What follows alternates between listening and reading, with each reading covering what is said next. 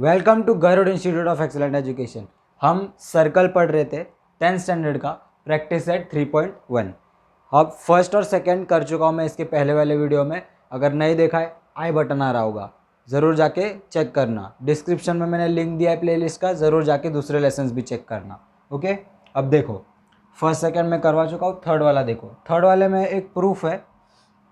Actually proof वाले सम थोड़े से हार्ड माने जाते, पर आप ध्यान से देखना क्या बोला है कि ओ आर बाइसेक्ट करना चाहिए। ओ आर जो है बाइसेक्ट करना चाहिए एंगल एम आर एन को और एंगल एम ओ आर को, सॉरी एम ओ एन को।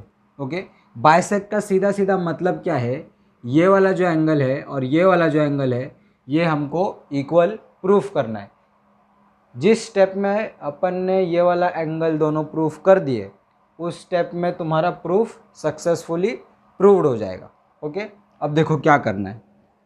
सिमिलर जो पहला वाला तुम्हारा लेसन था ट्राइंगल्स वाला, वो उसका कंसेप्ट यहाँ पर वापरा जाएगा।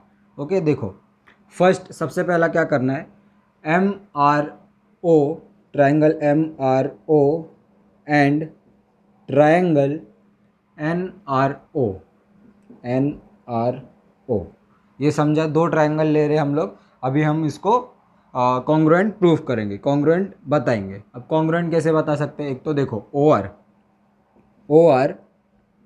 Is congruent to O R, क्या है, कॉमन साइड। पता है ना, ये रीज़न लिखना पड़ता है। ओके, ध्यान से देखो अभी, कॉमन साइड। अब देखो O N and O M, ये दोनों भी कॉमन रहेगा। क्यों? क्योंकि रेडियस है ना, सर्कल का रेडियस है। देखो सर्कल का रेडियस है O N congruent to O M, क्या, रेडियस। क्या बोला जाएगा, रेडियस। अब एक और बात, अब यहाँ पर दो तरीके से तुम कर सकते हो। यहाँ पर पता रहेगा आपको कि 90 डिग्री पर ये टेंजेंट पर लाई करता है। ओके, जो रेडियस होता है वो 90 डिग्री के एंगल पर रेडियस पे अलाइंड होता है। ओके, तो यहाँ पर भी एंगल 90 है, यहाँ पर भी एंगल 90 है। तो ये एक तो एंगल से कर सकते हो। दूसरी बात, जो तुम्हारा दोनों टेंजेंट है यानी एम आर और एन आर, ये भी तुम्हारा सिमिलर होता है। क्यों? क्योंकि टेंजेंट वाला थियरम है तुम्हारा। तो दोनों दोनों तरीके से कर सकते हो। अगर ये एंगल लिया तो एस एस टेस्ट से सिमिलर होगा, और अगर यानी कॉन्ग्रुएंट होगा ट्राइंगल्स, और अगर ये टेंजेंट से करोगे तो एस एस एस से होगा, ट्रिपल एस से। तो दोनों भी चलेगा। तो मैं एस एस एस से कर रहा हूँ। M R is congruent to N R. Okay, क्या, टेंजेंट थियरम। क्या लिखोगे, टेंजेंट थियरम, टेंजेंट थियरम। भाई टेंजेंट थियरम ही था ना कि दोनों इक्वल होंगे टेंजेंट, बराबर। ओके, तो triangle M R O is congruent to triangle N R O. Okay, किससे, एस एस एस टेस्ट से। ये समझा क्या हुआ? बस मैंने ट्राइंगल कॉन्ग्रुएंट किए हैं। अब इसके बाद मैं ये कर सकता हूँ, क्या, कोई भी एक एंगल में करस्पॉन्डिंग में ले सकता हूँ। जैसे मेरे को ये बताना है कि एंगल एम आर ओ जो है, angle M R O, angle M R O is congruent to angle M R O is congruent to angle N R O. लिख सकता हूँ मैं ये angle N R O. Reason क्या आएगा इसका, corresponding angle of congruent triangles. Okay, क्या आएगा रीज़न, करस्पॉन्डिंग एंगल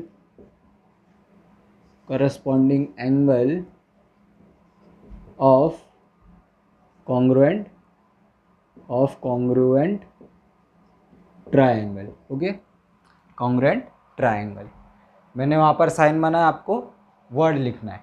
ओके, दूसरी बात, वही सेम मैं फंडा लगा के ये वाला भी कर सकता हूँ, एम ओ आर वाला। ओके, तो वही same M O R is congruent to angle M O R is congruent to angle N O R. Okay, congruent to angle N O R. इसमें भी क्या रीज़न आएगा, corresponding angle of congruent triangle. मैं short form में लिख रहा हूँ, आपको पूरा सेंटेंस लिखना है, इसके लिए मार्क्स होता है ज्योमेट्री में।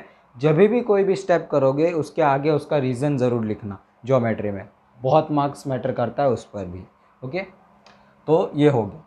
अब दोनों जब भी एंगल इक्वल आ गए हैं तो क्या लिख सकते हो, therefore O R bisects the bisects the angles। और कौन से एंगल्स है वो, एंगल MRN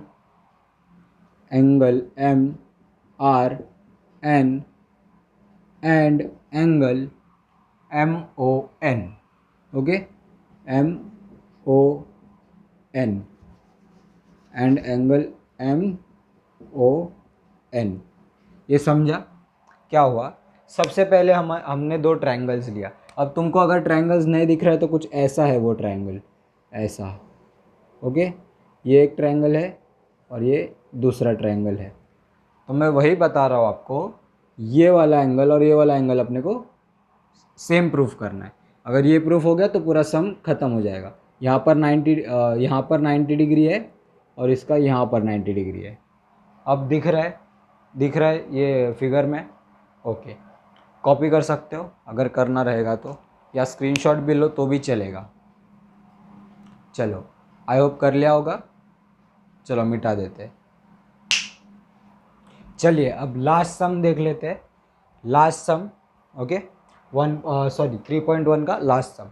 देखो दिया क्या है, एक्चुअली ये सम नहीं है, एक लॉजिकल क्वेश्चन है। What is the distance between the two parallel tangents of a circle having radius 4.5 centimetre and justify your answer. अब मैं बताता हूँ आपको कंसेप्चुअल नॉलेज। अब देखो, एक क्या बोल रहा है वो, एक सर्कल है, ओके, विथ सेंटर ओ या कुछ भी लिख सकते हो आप। उसको दो पैरेलल टेंजेंट्स है। पैरेलल टेंजेंट्स माने वो कभी मीट नहीं होंगी, कहीं पर भी जाके वो एक दूसरे को काट नहीं सकती। ओके, इंटरसेक्ट नहीं करेंगी। ओके, लेट्स से ये P है, ये Q है। ओके, P है और ये Q है, और इसका नाम L है और इसका नाम M है।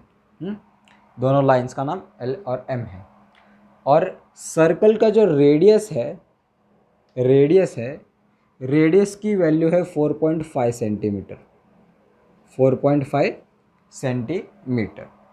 अब मुझे एक बात बताओ, उसने क्या पूछा है, उसने पूछा है कि distance between the two parallel tangents, माने ये दो जो पैरेलल लाइंस है इसके बीच में का ये डिस्टेंस पूछ रहा है। अगर तुम ध्यान से देखोगे इसके बीच का जो डिस्टेंस है ये क्या है, what is this, P to Q। Okay, साफ साफ दिखाई दे रहा है कि वो डायामीटर है। ओके, साफ साफ दिखाई दे रहा है। तो यहाँ से क्या बोल सकते हो तुम, from diagram distance between two parallel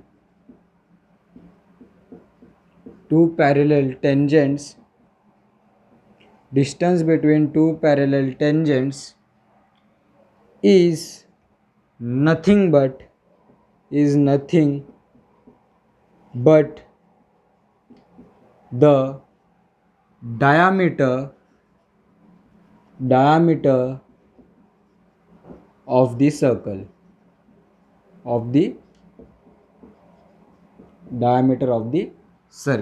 बराबर। ये बात समझा तुमको, डायग्राम से ही मालूम पड़ रहा है। अब आंसर जस्टिफाई करने के लिए बोला है, तो जस्टिफिकेशन में तुम ये लिख सकते हो कि टेंजेंट जो है, tangent intersects the circle, marker change कर लेते हैं, intersects the circle intersect the circle at one single point, at one single point, at one single point. Okay, अब सिंगल पॉइंट में अगर वो इंटरसेक्ट कर रहा है तो दो एंड पॉइंट्स पे करेगा, ऑब्वियस सी बात है, दो एंड पॉइंट्स के मतलब सर्कल के दो एक्सट्रीम एंड्स पर करेगा, हाँ, और सामने सामने होगा. Therefore it will intersect parallel parallel parallel parallel tangents will intersect at will intersect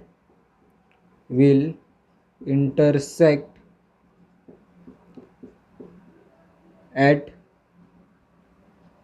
diameters point, at diameters point. Okay, ये समझा.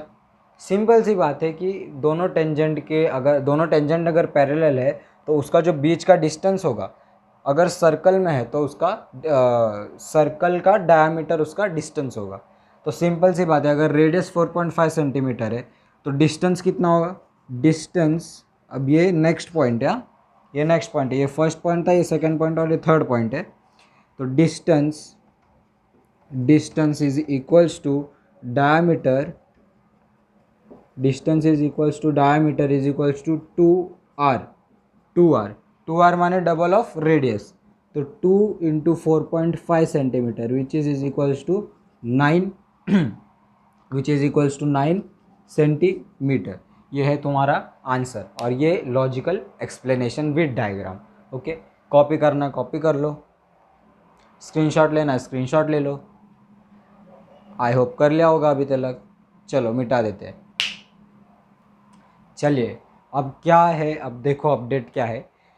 3.1 हमारा ख़त्म हो चुका है. अब 3.2 के लिए जो बेसिक कंसेप्ट आने वाले हैं, यानी सर्कल्स जो है वो हम बेसिक्स पढ़ाएंगे 3.2 के लिए, और उसके बाद 3.2 प्रैक्टिस सेट. ओके, चैनल पे अगर नए हो लाइक शेयर सब्सक्राइब ज़रूर करना वीडियो को, और अगर शेयर कर रहे हो तो नोटिफिकेशन बेल ज़रूर दबा के रखना ताकि हमारे अपडेट्स आप तक जल्द से जल्द और टाइम पर पहुँचे और आप पढ़ाई करते रहे. तो मिलते हैं अगले वीडियो में.